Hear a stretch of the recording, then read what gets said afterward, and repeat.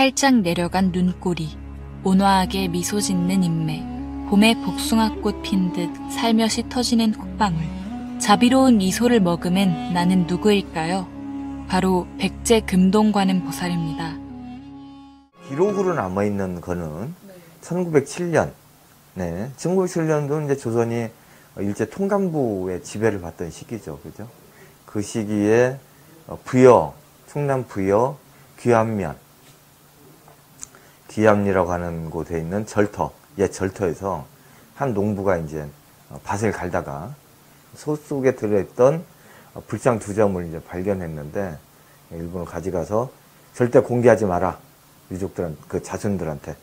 그 자손이 현재 소장자한테 1970년대 팔았고, 그래서 현 소장자가 갖고 있다가 이번에 공개하게 된 거죠. 7세기 백제의 대표적인 미소불인데도 그 행방이 묘연했던 금동관음보살 입상은 발견된 지 100년 만에 일본에서 공개됩니다. 하지만 개인이 소장하고 있어 높은 가격과 여러 가지 문제 때문에 백제의 미소를 아직 되찾아오지 못하고 있어요.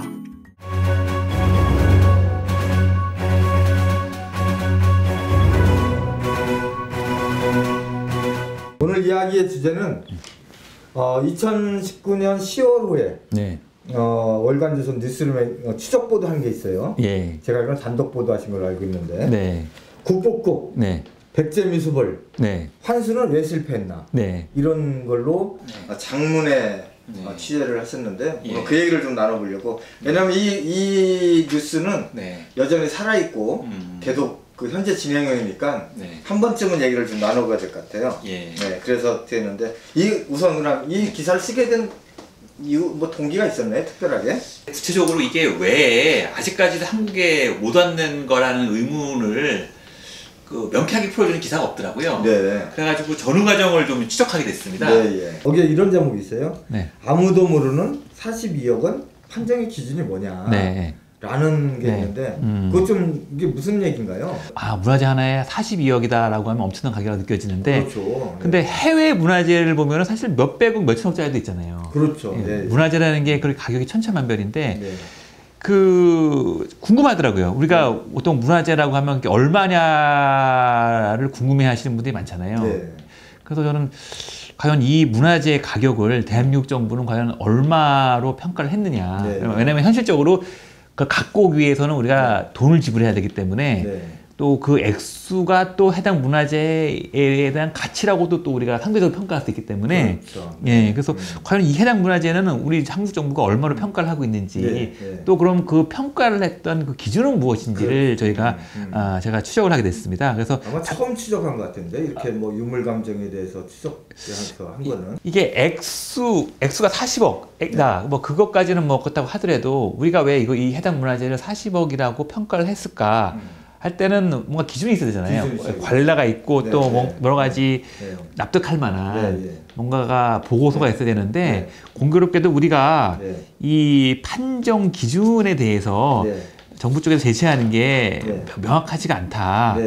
또 해당 기사를 보면 여러 개 있어요. 국립중앙박물관에서 나오는 여러 가지 규정들도 있습니다. 규정들을 봤을 때 우리가 관례적으로 이런 그 문화재에 대한 액수를 평가하는 게 매우 불비하다.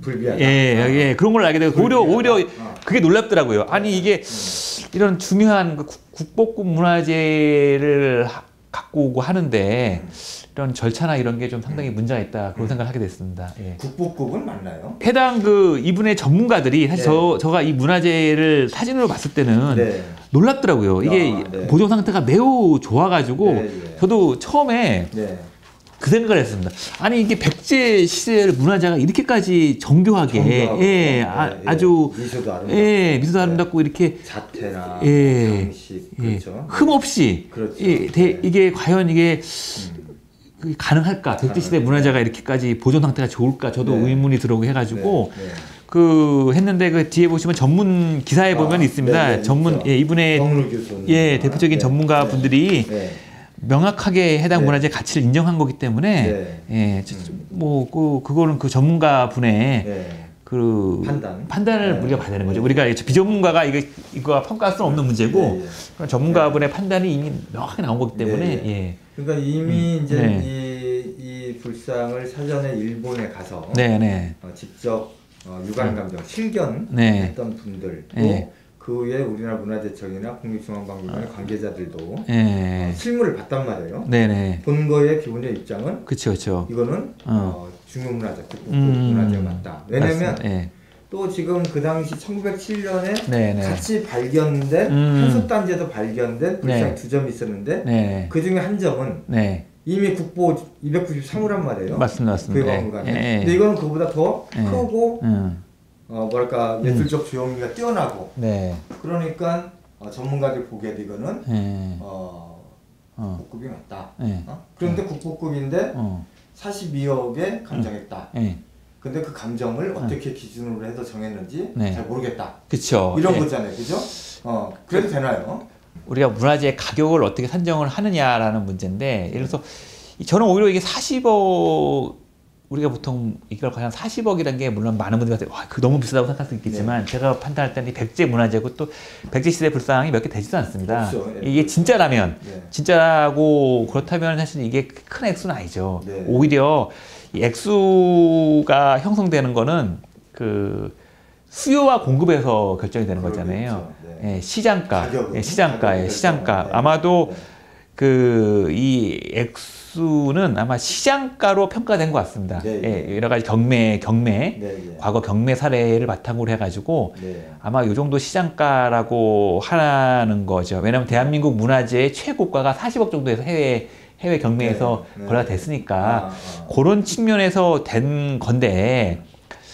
글쎄요, 제 판단에는 뭐 해외 뭐 유럽 쪽 문화재는 몇백억짜리도 있고 한데 뭐 지난번에 저기는 그 다빈치의 그림은 5천억 그렇죠. 괜찮아요 사실 살라푼투인가 그렇죠. 그 가치를 봤을 때 과연 우리 한국 문화재의 가치가 요 40억이다. 뭐 그거는 오히려 저평가된 면이 크다. 해외에서 저평가된 면이 크다. 옷에 몸을 맞춘다. 그렇죠. 마치 침대에 몸을 맞추는 것처럼 물음표를 하셨단 말이에요. 상대가 있는 거고 일본 쪽 상대로부터 해당 물건을 사와야 되는 건데 사와야 되는 건데 그 해당 액수가 미리 정해진다면 그거는 말하자면 우리 한국의 어떤 카드가 이미 다 공개가 되는 거잖아요. 그래서 협상의 카드가 모두 다 공개되는 건데 정찰제도 아니고 그렇죠. 우리가 만약 일본 쪽 상대방에서 우리가 할 수 있는 상한액이 얼마인지를 명확하게 알고 있다면 그게 우리 협상에는 도움이 안 되잖아요. 그런 측면에서 액수를 공개할 수 없다라는 거는 타당한 거죠. 그게 비밀이어야 된다는 건 타당한 거죠. 근데 문제는 그럼 우리 입장으로서는 그렇다고 해서 무한정 할 수도 없는 거고 대한민국 정부에서 하는 것일 때 적어도 문화재 전문가들을 모아놓고 적어도 상한은 얼마고 하한은 얼마라는 어느 정도 그 결정은 그렇죠. 대충 저거는 저런 정도의 문화재는 우리 대한민국 정부에서 봤을 때 얼마다 라는 어떤 그런 그 가이드라인은 필요하다는 것도 인정을 하는데 문제는 그 가이드라인이 뭔가 상당히 좀 정교하게 되어 있어야 된다. 그래야 그 가이드라인을 갖고 협상하는 측이 일본 쪽으로 협상할 수가 있는 거죠. 우리의 뭐 상당히 근거를 봤을 때 이 문화재 가치는 이거라고 했을 때 일본 쪽에서도 그에 수긍할 수밖에 없는 거죠.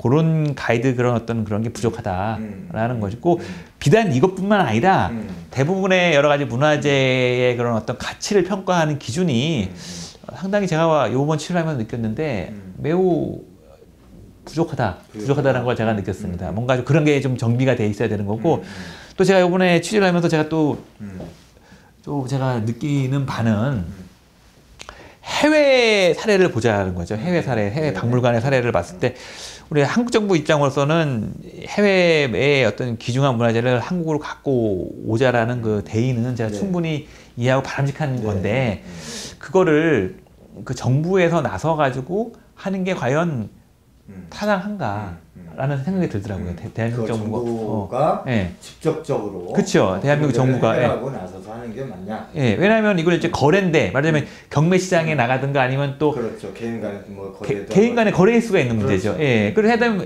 또 일본이 됐든 유럽이 됐든 해당 한국 문화재를 갖고 있는 상 입장으로서는 최대한 어떻게 협상을 해가지고 최고가를 받고 싶은 욕구가 있겠죠. 예, 그것도 일종의 비즈니스고 투자일 수 있는데 그 사람들 입장에서는 그걸 그런 어떤 비즈니스의 성격이 큰 거에 정부가 껴가지고 만약 정부가 나서면 그렇죠. 대한민국 정부가 나섰네. 최고가를 불러야겠네. 그렇죠. 이런 기대를 품게 해줄 수 있겠죠, 그죠? 그렇죠. 협상의 의지가 없다 이거는. 그렇죠. 그죠? 예. 여러 가지 협상에 불리할 수 있다는 거예요. 예산이라는 게 정부의 모든 일은 예산을 갖고 하는 건데. 그거를 그걸 숨길 수도 없는 노릇이고 뭐 그걸 또 알려고 할 것이고 그러면 그게 바로 정부 예산 운영. 맞습니다. 정부가 이런 문제를 직접적으로 나서서 했을 때 나타날 수 있는 문제점 이런 것들이 있다는 거를 취재하신 거죠? 맞습니다. 아주 중요한 문화재를 하려고 보면은 액수가 너무 커가지고 그거는 못하고 근데 모든 대한민국 정부 예산은 연 단위로 끊기 때문에 이번 올해 그 예산을 다 소진 못 시키면 다음 해로 묶어서 못 썼던 거죠. 올해 거 내년 거 합쳐가지고 다음에 지금화 시켜서 그건 안 되는 거죠. 하는데 그럴 수 없으니까. 그렇죠. 그러다 보니까 그 해 아무것도 안 하게 되면 또 아무것도 안 한 게 돼 보이잖아요. 아니 너 기재부나 이런 데서는 야 너 일도 안 하는데 예산을 왜 줘? 그렇죠. 그렇게 돼 버리는 거예요. 또 줄이겠죠. 그러니까 여기 이제 그 취재 기사 보면 2014년도에 금리 사경 아마 금을 이용해서 사경을 했던 불경의 같아요. 낙찰액이 약 1억 8,500. 근데 응찰 상환액이 1억 8천. 그래서 500만 원으로 추가돼서 실패. 그 바로 그겁니다. 우리가 이게 정부에서 하는 거라면은 상한가 하한이 거의 정해져 있어요. 그럴 수밖에 없죠. 정부에서 하는 일인데 그거를 그러다 보니까 가가지고 딱 상한액이 500만 원 넘으면 안 돼. 안 되는 거죠. 그렇죠. 딱 그 상한액이니까는 이게 상당히 디테일하게 짜여져 있어가지고. 이런 건 전략상으로도 문제가 있다라는 걸 알 수 있었습니다. 돈 500만 원. 그러니까 1억 8천에 500만 원 몇 프로인가요? 뭐 10%도 안 되는 적은 비율의 금액 때문에 정작 중요한 문화를 찾지 못하는. 아니 이게 해외에서 이 경매가 벌어졌을 경우 여기 그 경매로 간 분들 항공권이죠. 따지고 그렇죠. 항공권. 그렇죠. 이게 그 액수가 경비가 안 되는 거죠. 이게 근데 정부 예산으로 이렇게 벌어지는 그런 문제점이 있는 것이고 또 사실 문화재라는 게 아마 문화재를 감정하시는 전문가들도 그런 고민이 있을 거예요. 이거를 혹시 무자르듯이 예서 뭐 그걸 3억이냐 4억이냐 3억 5천이냐라는 걸 과연 우리가 그 문화재 전문가가 그걸 평가한다는 게 좀 말이 안 되는 것 같더라고요. 제 생각에는 어떤 사람한테는 예를 들어서 제가 백제 불상을 전공하는 사람 입장으로서는 그 불상의 가치는 엄청난 거죠. 그렇죠. 내가 백제 불상을 연구하고 특히 이걸 연구하시는 분이 연구하는 그 전문가 그 교수님이랑 인터뷰할 때도 그 말씀을 하시더라고요. 이거는 자기가 몇 연구를 해왔는데 자기 선배 그 연구자들은 실물을 못 봤대요. 사진으로만 보고 연구를 했다는 거죠. 그렇죠. 왜냐면 없었으니까. 발견된 이후로 20몇 년 뒤에 일본으로 갖고 한 번도 공개를 안 했으니까 딱 한 번 공개했거든요. 그렇죠. 공개는. 맞습니다. 그러니까 그렇죠. 근데 자기가 이거를 연구자로서 실물을 딱 보고 봤다는 것 자체가 그분으로서는 이게 엄청난 거고 그 가치는 평가할 수 없는 거죠. 근데 그러니까는 그 사람마다 그 연구자마다 아니면 뭐 그 지역도 있죠. 이 지역이 출토된 지역에서는 이 물건이 엄청난 가치가 있을 거고 뭐 여러 가지 사람마다 틀린 건데 이걸 딱 잘라서 얼마라고 할 수는 없다. 하는 것이죠. 여기까지 해왔던 문화재를 40억 언저리 또는 그 이하로 했으니 너도 그 정도 선에서 하는 게 좋지 않겠느냐 라고 어바웃을 정하지 않았을까. 그렇죠. 이런 건데 그렇게 정하고 그 정부가 그걸 가지고 협상한 거는 유연하지 못하고 협상을 실패할 수밖에 없는 요인이 됐다. 그건 협상에 나서는 것도 바람직하지 않죠. 왜냐면은 이미 다 이게 제가 볼 때는 이 코미디 같은 게 뭐냐 하면은 국회에서 계속 논의가 되니까 그렇죠. 국회 속기록만 봐도 대충 한국 정부가 얼마까지 하는 걸 다 알 수가 있어요. 그건 쓰셨더라고요. 만약에 이걸 일본 쪽에서도 지금 한국 쪽의 그 상황을 보고 있을 텐데 열심히 지금 뉴스를 보고 있지 않겠어요? 그런데 사실 공개된 자료만 봐도 한국 쪽에서 상한가 하한이 얼마구나라는 걸 다 알고 있을 거라는 거죠. 그럼 그게 무슨 의미가 있을까? 협상이 유리할까? 또 모든 걸 떠나가지고 이런 생각도 하게 돼요. 이게 자꾸만 이 돈 얘기가 나오다 보니까 이게 이상하게 흘러가는 너무 돈 얘기를 많이 했어요. 그죠? 그렇죠. 드물경으로. 예, 그죠? 자꾸만 돈 얘기만 하다 보니까 이게 오히려 여기 협상의 상대방인 그 일본 쪽 사람들 입장으로서도 뭐 장사하는 것 같은 느낌이 들지 않겠어요? 액상 입장에서도 이게 뭐 그것도 기분이 상할 수도 있고 중간에서도 뭐 여러 가지 서로 이렇게 될 수도 있고 하니까 취재를 마치면서 느낀 건데 어느 정도는 좀 물밑에서 다 정리가 되고 나가지고 좀 이게 공개가 됐으면 좋았을까라는 또 아쉬움이 들더라고요. 어느 정도 좀 이게 예. 요 취재의 또 중요한 또 포인트가 뭐냐면 문화재를 감정하고 평가하고 연구하시는 분들의 입장과 그 해당 문화재를 그 실무적으로 가지고 와야 되는, 구입해 오거나 아니면 협상을 통해서 다양한 방법으로 갖고 와야 되는 두 분의 입장은 틀린 거더라고요. 예, 그래서 우리는 그걸 두 개가 거의 묘하게 섞여 있더라고요. 그러니까 문제를 평가하시는 분이 액수도 어느 정도 평가하는데 관여를 하시고 또 그 양쪽이 있으니까 그러다 보니까 서로 입장이 틀린 거죠. 제 생각에는 그 해당 문화재를 학술적으로나 이렇게 평가하시는 분은 그분 나름대로 자기의 평가만 하면 되는 문제고, 그리고 이거 문제를 갖고 현실적으로 협상가들은 입장이 있으니까 양쪽을 좀 분리를 해가지고 그 해야 되지 않을까 하는 게 또 저의 생각입니다. 결국은 제가 볼 때는 이 해당 문화재는 결국 한국에 어떤 방식으로 오게 될 거라고 좀 봐요. 왜냐면 그러면요. 이게 왜냐하면은 이 충분히 공개가 됐고 또 그리고 만일에 이게 지금 뭐 중간에 논란이 됐잖아요. 중국 쪽에서도 전시를 한다 뭐 이런 논란도 있잖아요.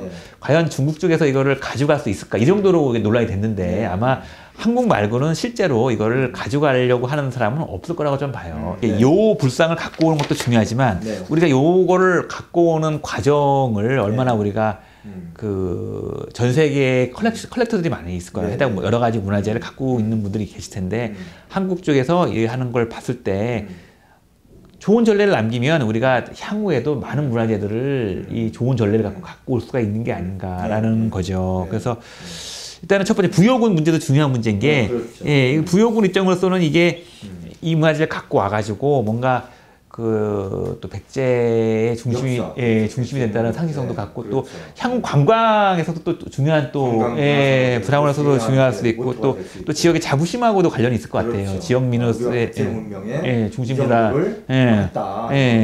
중심지가 될 수 있으니까 또 그 지역의 어떤 자긍심하고도 관련이 있는 문제잖아요. 그래서 그러니까 그거를 좀 그 과정이 이 지역민들의 어떤 자긍심을 높이고 지역민들의 어떤 그런 걸 높일 수 있게 좀 이렇게 좀 하는 게 좋지 않을까. 향후 굉장히 많은 문화재가 계속 지금 나오고 있는데 나오고 있거든요. 그렇죠. 예. 그런데 앞으로 이런 문제 그러면 어떻게 누가 어떻게 어떤 방식으로 했으면 좋겠다. 혹시 그런 뭐 그러니까 제가 가장 말씀드리고 싶은 게 뭐냐면 이상하게도 그 전문가의 권위를 인정하지 않는 풍토가 문제다. 제가 이 결론은 그겁니다. 왜냐하면 예를 들어서 해당 분야의 전문가가 일단 평가를 했다. 그럼 믿어야죠. 믿어야 되는 겁니다. 예, 우리는 근데 그게 연구자별로도 말이 틀리고 다 틀려요. 일단 우리가 배우는 선생님이 누구나 따라 그런 거죠. 노골적으로 얘기하면 그런 면이 있는 거예요. 일단은 전문가의 의견을 다 인정하면 문제가 쉽게 해결되는 거예요. 첫 번째 예를 들어서 그 해당 분야로 인정받는 권위자가 예를 들어서 해당 문화재에 대해서 가치를 평가하거나 뭐 하면 그걸 인정을 해야 되는 거죠. 일단 가치는. 그러면 그거로 끝난 거고 해당 문화재의 가격을 평가하는 것도 예를 들어서 우리 정부든 아니면 공공기관이든 아니면 민간단체든 그걸 어디 컨센서스를 마치는 어떤 조직이 있는데 그 가격은 상한 선이 얼마다라고 해석을 한 거를 인정해야죠. 신뢰를 해야 되는 거죠. 근데 그런 게 없어요 또. 그게 문제인 거죠. 서로 간에 합의할 수 있는 어느 정도의 사회적인 그렇죠. 그런 점과 관련해서 지난번에 이제 유물감정의 문제점 작년에 이제 국회에서 토론한 적이 있거든요. 맞습니다. 왜 우리는 이렇게 유물감정이 첫째는 비공개적이냐, 두 번째 독단적이냐, 또 충분한 정보가 일반에 공개되지 않느냐 이런 문제를 토론을 했었어요. 토론을 했는데 이게 보니까 다른 예를 들면 미국 게티 미술관 같은 경우는 공개적인 시민 공개 같은 방식을 통해서도 어쨌든 의견을 제출하게 되고 재판의 배심원 제도에 참여하듯이 어쨌든 최종적 의사결정을 확정하는 건 아니지만 의견을 제출할 수 있게 하는 제도가 있는데 우리는 그 문화 그 취재 보니까 그 국립문화중앙박물관 유물감정과 뭐 또 매수에 대한 규정 보면 그들 몇만 이렇게 하게 돼 있잖아요. 그죠? 그리고 문서를 안 남기잖아요. 아, 그게 규정에 돼 있더라고. 그게 나름의 그 의미라면은 오직 구두로만 한다, 이부로만 하지. 그게 왜 그러냐면 그 근거가 이게 예를 들어서 뭐 그래서 특정 박물관에서 중앙박물관에서 감정을 해가지고 해당 문화재가 10억이다라고 감정서를 써주면 그게 말하자면 해당 문화재의 공시적 공시가가 돼버리는 거죠. 그런 문제가 그 논리인 거죠. 그게 만일에 이게 10억이라고 감정서를 써주면 아마 이거는 아마 그 정부 기관에서 10억이라고 인정을 한 거기 때문에 10억으로 팔리겠죠. 그런 거를 우려한다라는 거죠. 근데 제가 말씀드린 아까 전에 일관되게 말씀드리는 거는 뭐냐면 그 이사장님께서 중요한 말씀을 하셨습니다. 문화재라는 게 특정 전공자나 특정 조직이나 그쪽에서만 관심을 가지면 그게 무슨 의미가 있겠어요. 뭐, 그래서 이런 불상도 많은 사람들이 애정을 갖고 관심을 갖고 이거에서 뭔가 백제시대와 어떤 커뮤니케이션을 하고 공감을 하고 또 중고등학생들이 또 관심을 갖고 뭐 공부도 하고 이걸 바탕으로 해가지고 나도 국사학자가 될 거란 꿈을 갖고 그러려고 우리가 이런 게 중요한 건데 제 생각에는 좀 일단은 전문학자들의 권위를 인정하면서도 좀 우리 시민단체나 아니면은 뭐 여러 가지 많은 분들의 관심을 또 여러 가지 여론을 수렴할 수 있는 방법을 통로를 만들어 놓고 또 여러 가지 통로를 갖고 의견을 제시를 할 거 아니에요. 시민단체가 여러 가지 의견을 제시를 하면 공개적인 곳에서 이렇게 얘기를 해줘야죠. 만약에 그런 주장을 피시는데 전문 연구자들의 연구를 통해서 이러이러한 겁니다라는 걸 서로 이렇게 커뮤니케이션이 계속 되면 수긍을 하겠죠. 그렇구나.